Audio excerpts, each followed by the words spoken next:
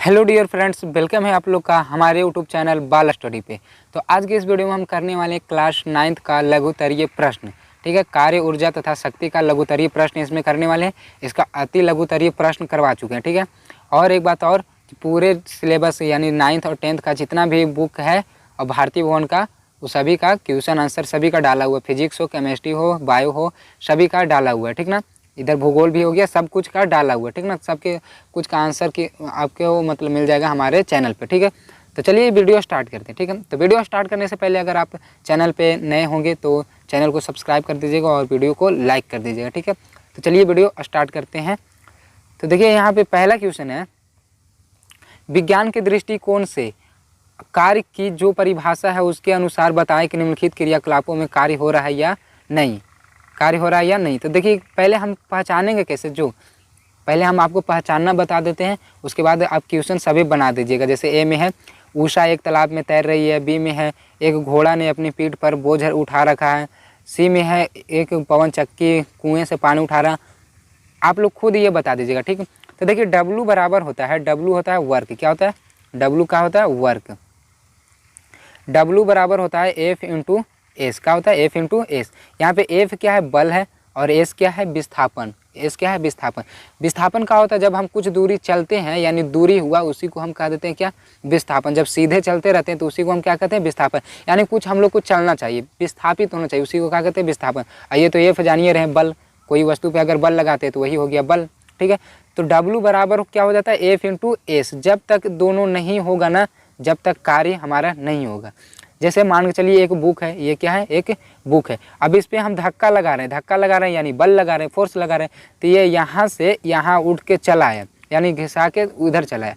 तो यहाँ पे देखिए क्या हुआ? बल लगाएं। ठीक है, तो ये क्या हुआ? विस्थापित हुआ, कुछ दूरी चला है ना, यानी दोनों देखिए हो रहा है ना। कौन कौन हो रहा है? बल भी कार्य कर रहा है और विस्थापन भी कार्य कर रहा है, दोनों कर रहा है ना, यानी कि मेरा वर्क हो रहा है। क्या हो रहा है? वर्क हो रहा है। ठीक ना, तो चलिए अब एक एक नंबर क्वेश्चन पे सभी पे चलते हैं एक एक करके। ठीक ना, तो पहला देखिए क्वेश्चन है, उषा एक तालाब में तैर रही है। तो देखिए तैर रही है, जैसे मान के चलिए ये तालाब है। ठीक ना, ये क्या है? तालाब। यहाँ पे देखिए उषा इसे हाथ करके फैला के तैर रही है। ठीक ना, अब तैर रही है तो देखिए जब वो तैरता है, आप ही लोग जब तैरे होंगे तो उसमें बल लगता है ना, थोड़ा सा तो हाथ इधर से उधर करने में बल लगता है हमको। ठीक है, और जब बल लगाते हैं, जब तैरते हैं तो वहीं के वहीं थोड़ा ना रहते हैं, आगे भी बढ़ते हैं। यानी क्या हो रहा है? वहाँ पे बल भी लगा रहे हैं और विस्थापित भी हो रहे हैं, आगे भी बढ़ रहे हैं, तो दोनों हो रहा है ना, यानी कि W हो रहा है। W यानी कि कार्य। समझ गए ना? ठीक है, चलते हैं अगले नंबर इसका पे। ठीक, तो अगला देखिए यहाँ पे है, बी पे है, एक घोड़े ने अपनी पीठ पर बोझ उठा रखा है। क्या उठा रखा है? बोझ। मान के चलिए देखिए घोड़ा है, इसका 3 पैर करती है, मान के चलिए घोड़ा 4 पैर कर ही देते हैं। ठीक है, अब ये मान के चलिए अपने पीठ पे एक बोझ उठा रखा है तो जब बोझ उठा रखा है तो ये क्या? बल लग रहा है, इसके पीठ पे क्या लग रहा है? बल लग रहा है। लेकिन देखिए ये बोझ तो उठाया हुआ, चल नहीं रहा, सिर्फ बोझ उठाया हुआ, ये विस्थापित हो रहा है, आगे नहीं बढ़ रहा है ये, यानी ये एस नहीं हो रहा है, एस नहीं हो रहा, सिर्फ एफ हो रहा है। तो हमको तो चाहिए, कार्य के लिए दोनों चाहिए ना, W बराबर F इंटू एस, हमको दोनों चाहिए, लेकिन हो रहा है सिर्फ एफ और एस तो लग ही नहीं रहा, यानी विस्थापित हो ही नहीं रहा, आगे बढ़ ही नहीं रहा, तो यहाँ पे वर्क नहीं किया जा रहा। ठीक, अगर ये बोलता कि एक घोड़े ने अपनी पीठ पर बोझ उठाकर कुछ दूरी चला, तब ये वर्क होता, क्योंकि एस होता ना, अगर एस हो रहा है तो समझिए कि वर्क होता, और एस नहीं है यहाँ पे, समझिए वर्क नहीं है। ठीक है, चलिए इसके अगले पार्ट पे देखते हैं। ठीक है, तीसरा पे देखिए, सी है, एक पवन चक्की यानी विंड मिल कुएं से पानी उठा रही है। ठीक ना, कुएं से पानी उठा रही है। तो देखिए एक कुआं है, ठीक ना, और यहाँ पे समझिए कि पानी उठाने वाला इसे खींच रहे हैं। ठीक ना, ये बाल्टी है, अब ये पानी को उठा रहा है। ठीक ना, क्या कर रहा है? एक पानी को उठा रहा है। ठीक है, तो जब पानी को उठा रहा है तो क्या उसमें उठाने में, जब नीचे से ऊपर जब खींच रहा है तो उसमें तो बल भी लग रहा है। ठीक है, और बल तो लग रहा है। ठीक, अब देखिए एस हो रहा है या नहीं हो रहा है, तभी ना ऊपर जा रहा है। जैसे मान के चलिए यहाँ पे अभी मान के चलिए पानी है, अभी ये देखिए यहाँ पे आ गया, यहाँ पे आ गया पानी, तो यानी कि कुछ दूरी विस्थापित हुआ ना, नहीं, यानी बल भी लग रहा है और एस भी, यानी दोनों हो रहा है ना, F इंटू एस दोनों लग रहा है, और दोनों लग रहा था यानी वर्क किया जा रहा है। ठीक ना, चलते हैं इसके अगले पे। डी में है, देखिए इसके डी में है, एक पौधे की हरी पत्तियों में प्रकाश संश्लेषण की प्रक्रिया हो रही है। अच्छा, जो प्रकाश संश्लेषण की प्रक्रिया, यानी कि जो पेड़ पौधा है, जो पत्तियां है, अपना भोजन तैयार कर रही है। तो भोजन तैयार करने में क्या उसको बल की आवश्यकता होती है, नहीं या तो पत्तियाँ एक जगह से दूसरे जगह जाती है, नहीं वो जहाँ पे है वहीं पे सूर्य के प्रकाश वो अपना प्रकाश संश्लेषण करती है यानी कि भोजन तैयार करती है। ना तो उसमें बल की आवश्यकता होती है और ना ही वो एक जगह से दूसरे जगह जाती है यानी कि वो विस्थापित नहीं होती है, ठीक ना। तो इसमें तो दोनों में से कुछ भी नहीं हो रहा, तो बल तो होगा ही नहीं, ठीक है। चलते हैं इसके अगले पे, ठीक ना। तो ई में है देखिए इसका ई, एक इंजन ट्रेन को खींच रही है। अब देखिए खींच रही है, एक इंजन जो है ट्रेन को खींच रही है, तो इंजन खींच रही है कैसे, उस पर बल लगा रही है तब ना, बल तो लग रहा है और खींच रही है यानी कि आगे भी बढ़ रहा है, विस्थापित हो रहा है ना, तो विस्थापित हो रहा है तो यानी बल लग रहा है, वर्क हो रहा है, W बराबर F इंटू एस, दोनों हो रहा है ना, बल भी लग रहा है और एस भी हो रहा है, तो W होगा ना, W यानी कहने का मतलब क्या हो गया, कार्य, ठीक है।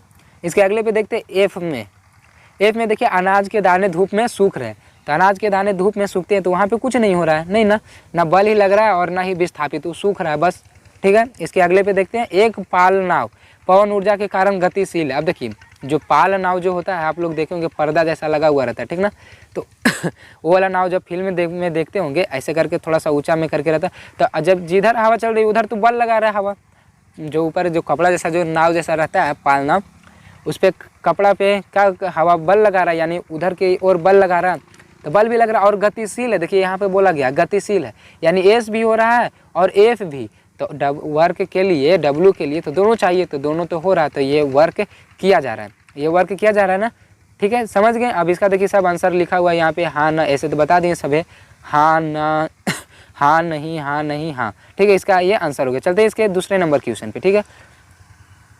दूसरा नंबर क्वेश्चन देखिए इसका है, थोड़ा सा टाइम ज़्यादा हो रहा है, स्पीड बढ़ाने की कोशिश करेंगे, ठीक है।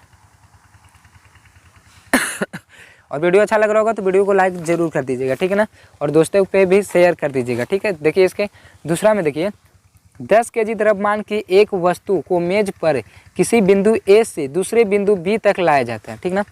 मान चलिए ये एक मेज है, ठीक ना, यहाँ पे ए है और यहाँ पे बी है, यहाँ पे कोई वस्तु है जिसको यहाँ से यहाँ तक लेके आया गया, ठीक ना। यदि ए तथा बी को मिलाने वाली रेखा क्षैतिज रेखा हो, ये क्या है ऐसे सीधे यानी कि क्षैतिज रेखा, ठीक ना, सीधे रहता है ऐसे तो उसको क्षैतिज रेखा बोलते हैं, ठीक ना, हॉरिजॉन्टल, ठीक ना।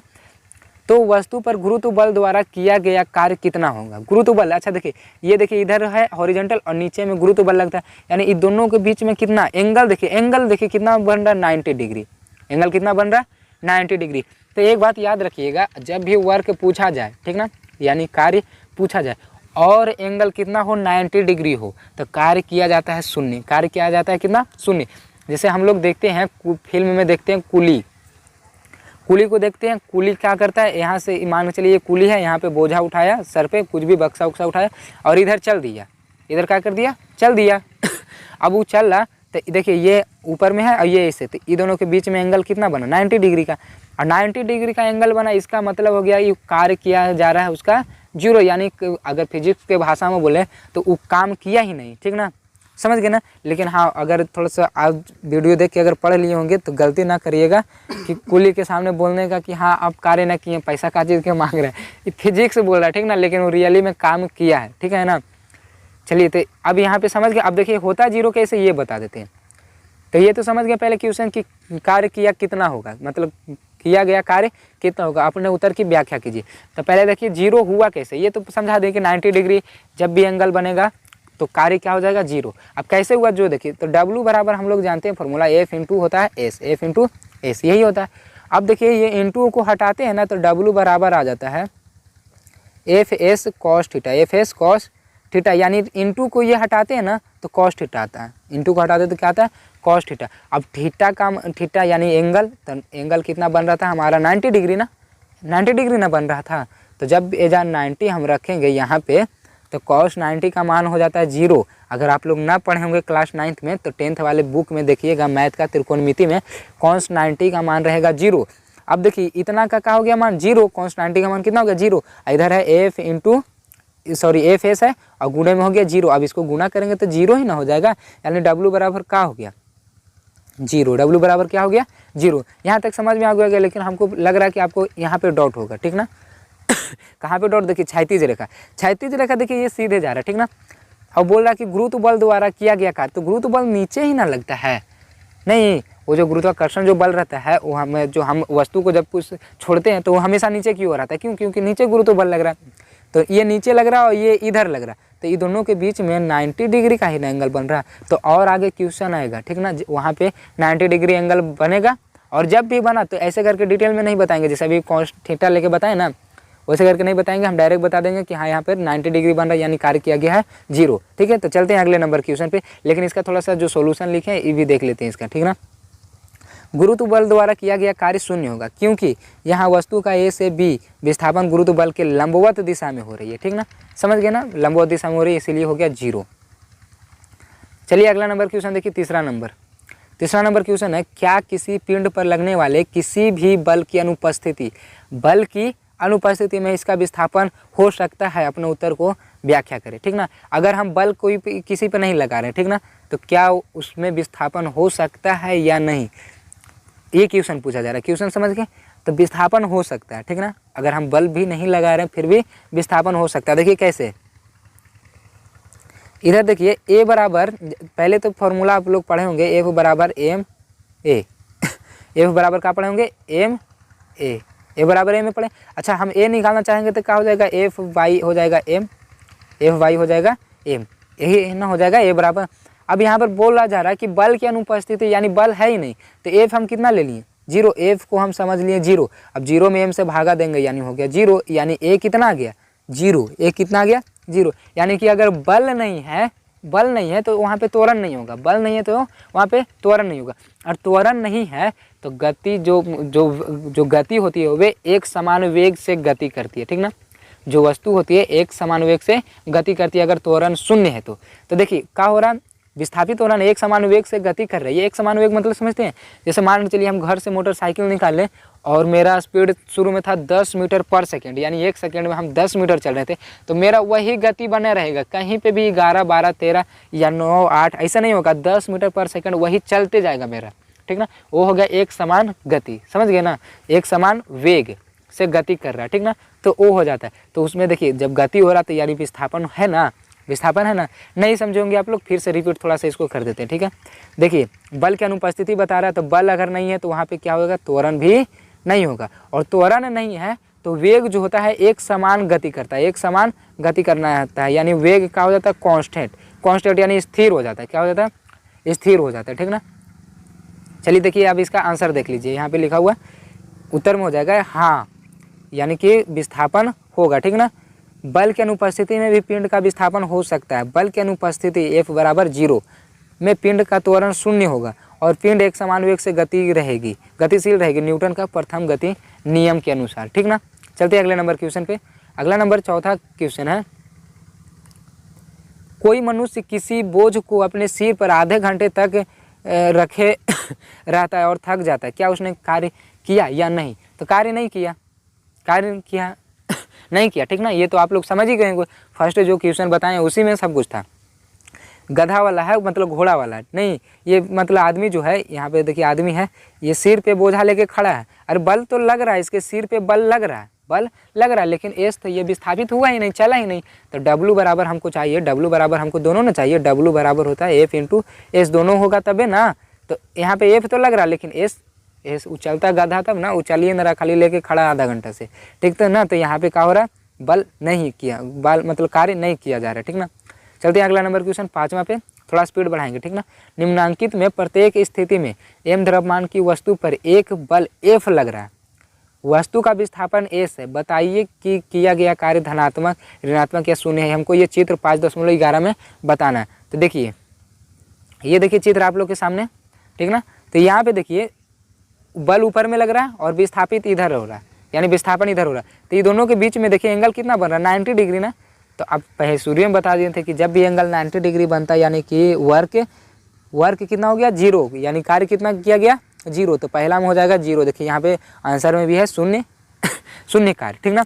इसका बी में देखिए बल इधर लग रहा है और विस्थापन ही इधर ही हो रहा है, यानी जिधर बल लग रहा है उधर ही विस्थापित हो रहा है, यानी कार्य क्या हो जा रहा है धनात्मक, यानी जिधर हम बल लगा रहे हैं उधर ये विस्थापन हो रहा है, तो क्या हो रहा है, कार्य धनात्मक हो रहा है। अब इसमें देखिए तीसरा में बल इधर लगा रहे हैं तो विस्थापन उधर हो रहा है, यानी उल्टा तरफ हो रहा है, विपरीत दिशा में हो रहा है ना। तो दोनों एक दूसरे के विपरीत है, यानी कार्य विपरीत दिशा में हो रहा है, यानी कि ऋणात्मक हो रहा है। कार्य कैसा हो रहा है, ऋणात्मक, ठीक ना। यहाँ तक समझ गए आप लोग। चलते हैं अगले नंबर क्वेश्चन छठा पे।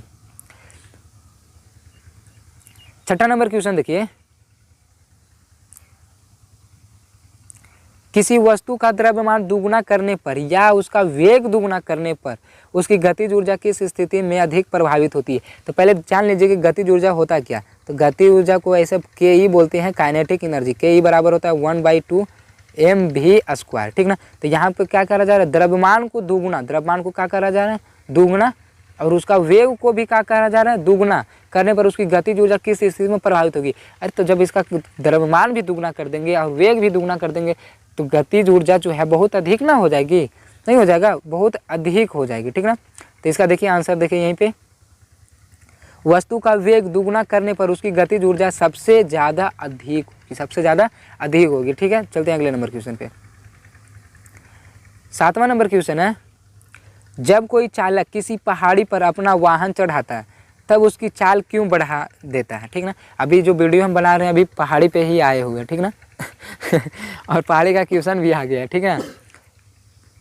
तो यहाँ पे देखिए, ठीक ना, क्यों बढ़ा देता है। देखिए मान के चलिए ये ऐसे करके पहाड़ी है, ठीक ना, यहाँ पे वाहन है, ठीक ना, मोटरसाइकिल मान के चलिए, अब ये चढ़ा रहे, तो जब देखिए जब चढ़ाने के प्रयास में है तो शुरू में क्या है, स्थितिज ऊर्जा यानी कि रुका हुआ है, ये रुका हुआ है, तो ये अपना भरपाई करेगा ना, फिर ऐसे धीरे धीरे धीरे धीरे स्पीड बढ़ाता है। क्यों बढ़ाता है वो स्पीड, क्योंकि अपने पिछले वाले भरपाई करता है। जैसे आप लोग पढ़ते होंगे तो आप लोग को होमवर्क में राइटिंग मिलता होगा, ठीक, 5 दिन का छुट्टी मिला, ठीक ना, 5 दिन में 10 पेज राइटिंग लिखना, ठीक ना।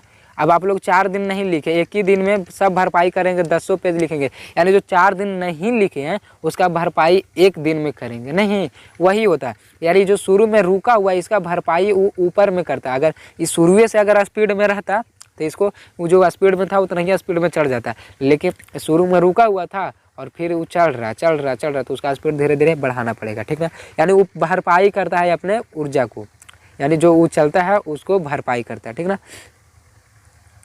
तो इसके देखो उत्तर हो जाएगा, जब चालक वाहन को पहाड़ी पर चढ़ाता है तब वाहन की स्थितिज ऊर्जा उसकी गतिज ऊर्जा की कीमत पर बढ़ती है, ठीक ना। स्थितिज ऊर्जा उसकी गतिज ऊर्जा की कीमत पर बढ़ती है, अतः स्थितिज ऊर्जा में वृद्धि के कारण गतिज ऊर्जा की कमी को पूरा करने के लिए चालक वाहन को बढ़ा देता है, ठीक है। समझ गए आप लोग। चलते हैं अगले नंबर क्वेश्चन पे।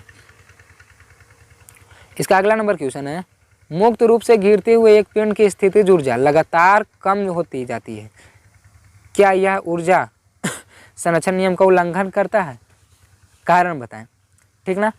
तो देखिए क्या कहा जा रहा है क्वेश्चन, मुक्त रूप से गिरते हुए एक पिंड की स्थितिज ऊर्जा लगातार कम होती जाती है। स्थितिज ऊर्जा क्या होती जाती है, लगातार कम होती जाती है। अब इसका देखिए उत्तर हो जाएगा, पिंड ऊर्जा संरक्षण नियम का उल्लंघन नहीं करता है। क्या करता है, पिंड मतलब समझ रहे हो वस्तु, कोई वस्तु को हम गिरा रहे हैं तो वो बोला जा रहा है कि मतलब संवेग से ऊर्जा संरक्षण के नियम का उल्लंघन करता है या नहीं, तो नहीं करता, ठीक। क्योंकि देखिए मुक्त रूप से गिरते हुए पिंड की स्थितिज ऊर्जा गतिज ऊर्जा में रूपांतरित होती जाती है। स्थितिज ऊर्जा जैसे ये देखिए शुरू में रुका हुआ था तो शुरू में रुका हुआ यानी स्थितिज ऊर्जा में, लेकिन धीरे धीरे वो गिरते जाता है तो उसका स्पीड धीरे धीरे बढ़ते जाता है। नहीं, जैसे हम किसी बॉल को फेंक ऊपर से गिरा रहे हैं तो शुरू में उसका थोड़ा सा स्पीड कम था, नहीं, फिर थोड़ा सा ज़्यादा, वो थोड़ा सा ज़्यादा, जब तक वो नीचे गिरेगा नहीं उसका स्पीड धीरे धीरे क्या होगा, बढ़ते जाएगा, यानी उसका गतिज ऊर्जा क्या होगा, बढ़ते हो जाएगा, यानी स्थितिज ऊर्जा से वो गतिज ऊर्जा में रूपांतरित होती जाती है, ठीक है ना।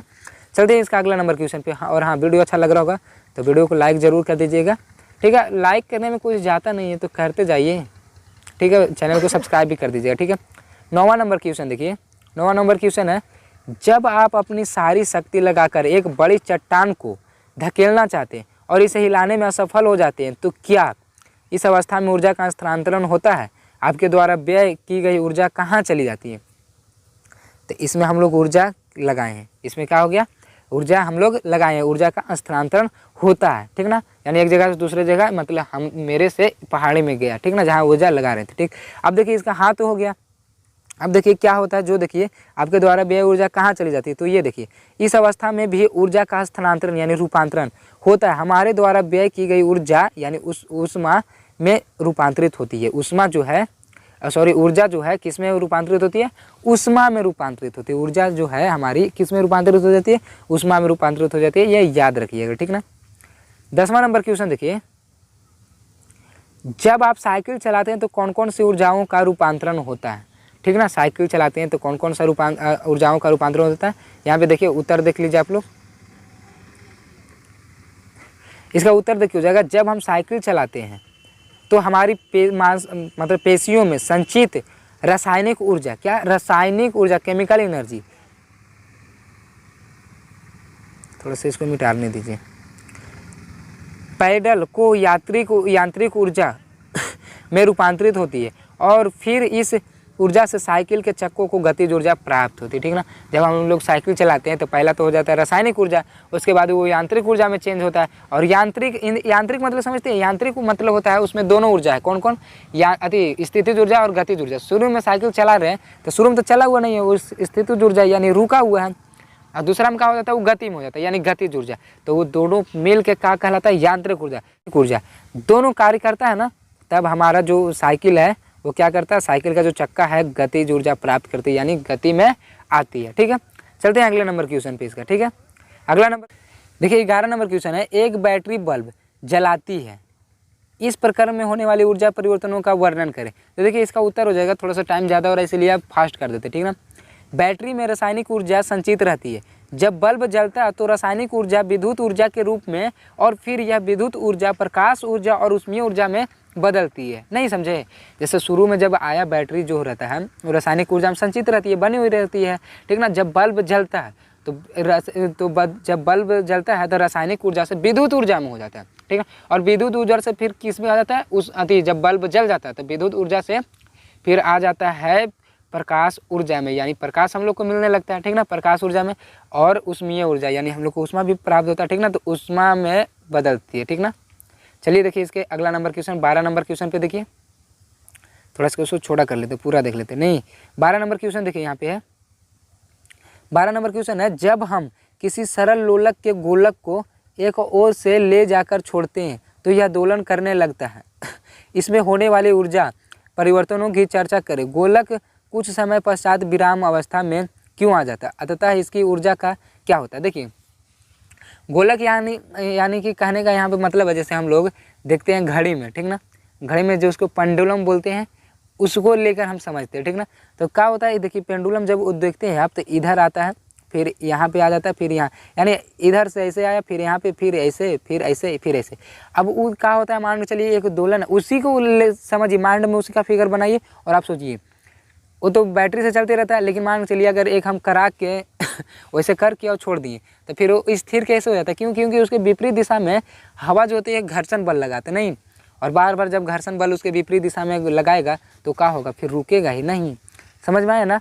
तो अपने विराम अवस्था में क्या हो जाता है, आ जाता है, विराम अवस्था में आ जाता है। तो इसका पढ़ लीजिएगा आप, ठीक ना, इसका उत्तर पढ़ लीजिएगा, आपको तो हम समझा दिए।